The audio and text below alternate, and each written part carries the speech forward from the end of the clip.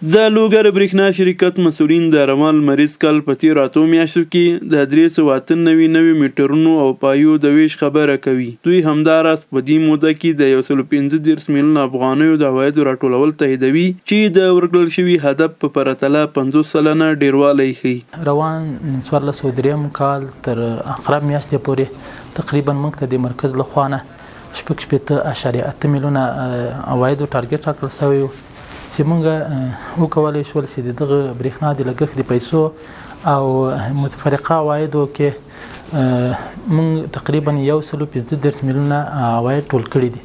بلخوا د لوګر اوسیدونکي کلیو ته د برېښنا پر ویش خوښ دي او له مسؤلینو غواړي چې د دې ولایت ټولې سیمې د برېښنا تر پوښښ لاندې راولي. فضل خدا برق بخی خوب شدد. ما امارت اسلامی خوشحال هستیم.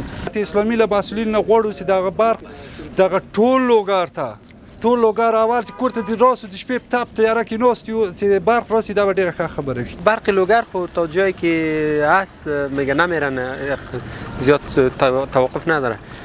بهترین برق از خالق. د ویلو ده چې د اسلامي امارت په بیا واکمنېدو سره د هیواد په ټولو سیمو کې د پراختیا ترڅنګ په بېلابېلو برخو کې ګڼې پروژې پلې شوې دي.